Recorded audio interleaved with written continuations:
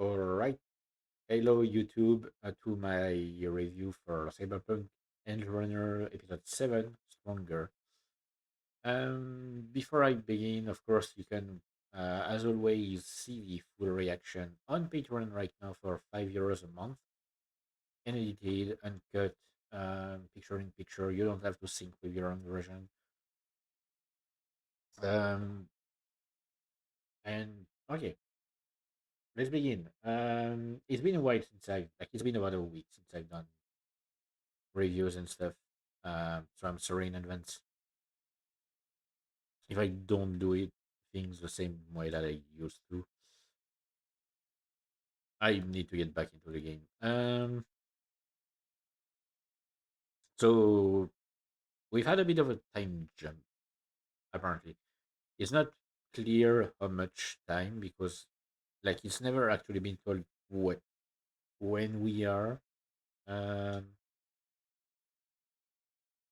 when it comes to the story, like when does it take place? So David has bulked up, crumbed up a lot, like a like a hell of a lot. Probably not the best way to say it. But he's definitely crumbed up.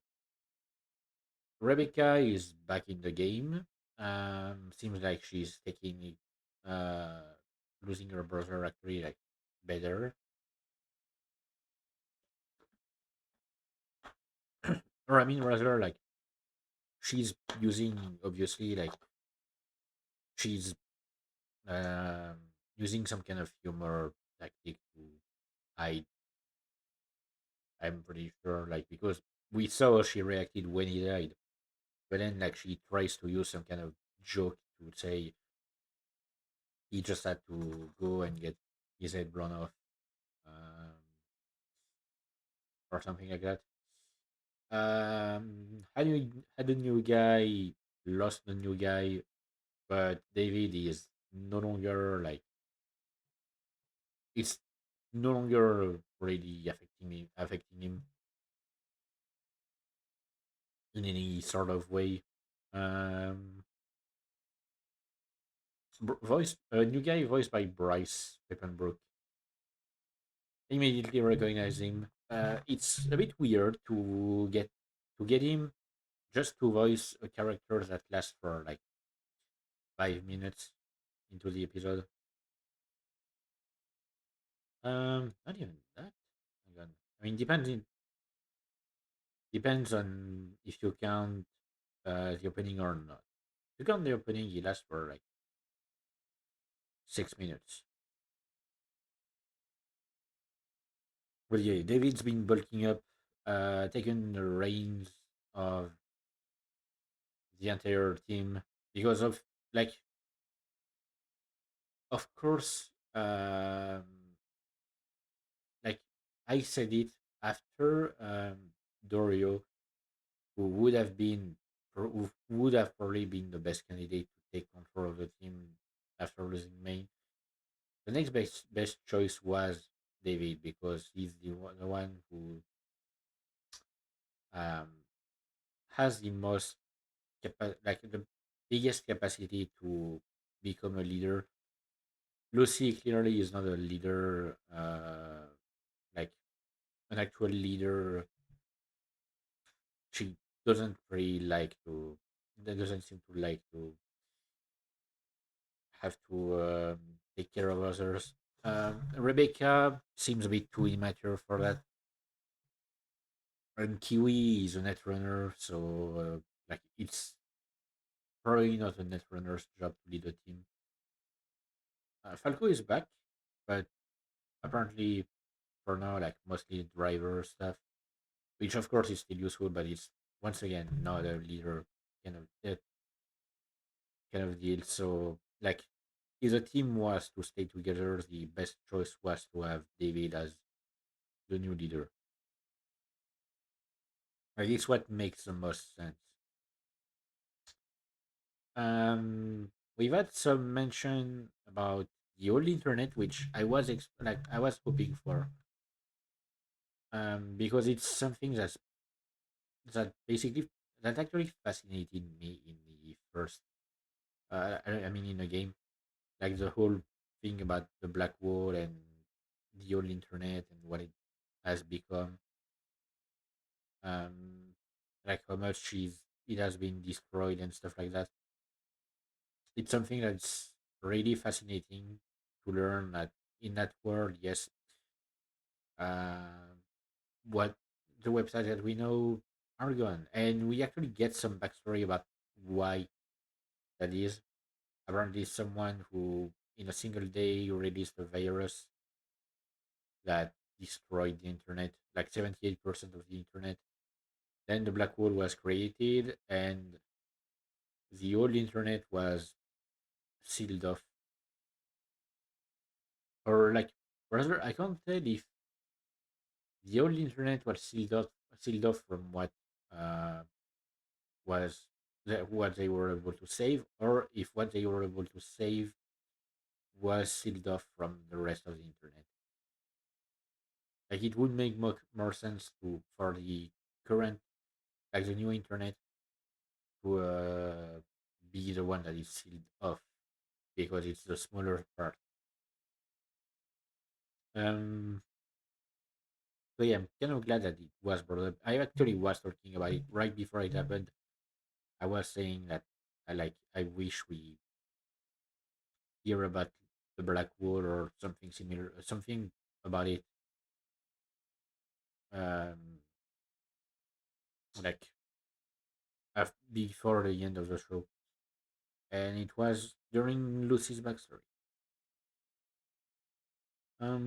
Yeah, she had mentioned that she had made like a remark that basically implied that she had not become like she didn't become a netrunner by choice, and she didn't get what is needed to deep dive by choice either. Which makes the question: what is she looking for? Since she apparently keeps deep diving now,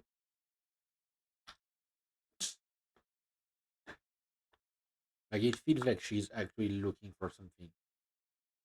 And obviously, like there's the whole thing about apparently someone erased Tanaka's data, and the most obvious answer is Lucy.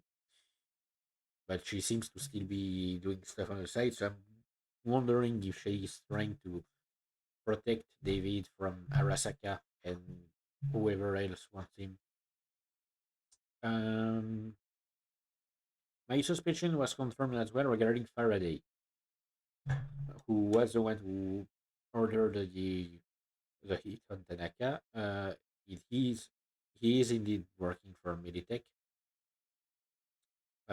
which makes a lot of sense. But what Militech is after is a mystery.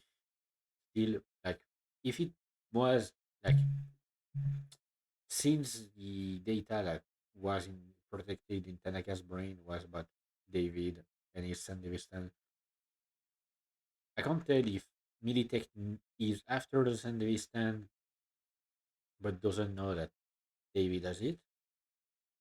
He's after the son Davistan but knows that David has it, and he's basically using him.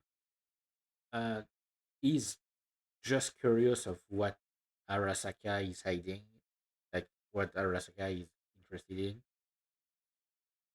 Um, like I can't tell exactly if that's one or the other. So I guess we'll see later on. We only have 3 episodes left after that. It's a short show. I mean, it's short first season. I know that the second season is on the work. Um, but yeah, like as I was saying, David definitely has changed, not just physically, of course, but mentally as well. Like there's something that has changed in him, and of course, he's showing signs already of losing, losing to his implants. I had not realized also uh, the first time we met Faraday, his voice seemed familiar, but I wasn't able to like. I didn't think about checking it, and then like I heard it again during this episode, and my immediate response was, yes, that's the dentist from Payday 2, right? Or like, I wasn't sure if it was actually the dentist. I knew it was one of the clients, one of the main clients. Uh, I first said the dentist, and then I got a bit like unsure on whether or not. I was not aware that he is also Anton Castillo from Far Cry 6, and apparently the narrator from Destiny. Um, but yeah, like I'm not like really big necessarily on all the voice actors. I know a lot of like I can recognize a lot of voice actors, but there are a lot for which like I might have heard the voice, but not in the works that people know them for.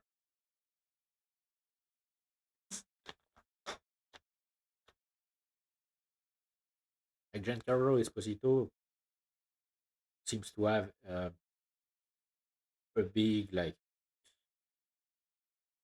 career in acting and voice acting, but I haven't seen much of him myself. So yeah. Anything else I wanted to add? I don't think there's anything else. Mm, Yeah, I know there's like I think I've covered everything that this episode brought up. Oh yeah, no. Rebecca seems to have crumbed up a bit in regards to her hands, at least. Like she has changed her hands, which incidentally was also what her brother changed before he died. Um, so it might have to do something to do with that. Nice to hear. I wait. Oh yeah, right before I end. Nice to hear. What's the name? What is the name? Uh, I I've lost so much memories about all of this, like the technical terms and stuff like that. Wakaku is a like I can't remember the name, like the tit- job title that she has, the one that makes the link between contacts, between clients and Edgerunners. Uh, I don't remember the name for some reason, but nice to hear Wakaku into the story itself. Know that she is working, and nice to know that she is working a bit with David,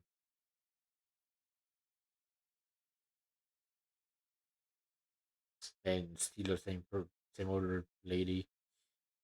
Um, okay, I think that's gonna be it. I don't have anything else to say about this episode, so I'm going to stop the review here.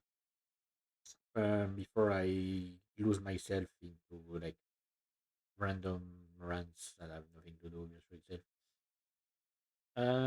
Yeah, that's gonna be it for today. Once again, you can see the full reaction on Patreon right now for €5 a month. Uncut and edited, uncensored, whatever you want, picture in picture, that kind of stuff. So if you're interested, then go check it out. And that's about it. See you next time for Cyberpunk Edgerunners episode 8. Stay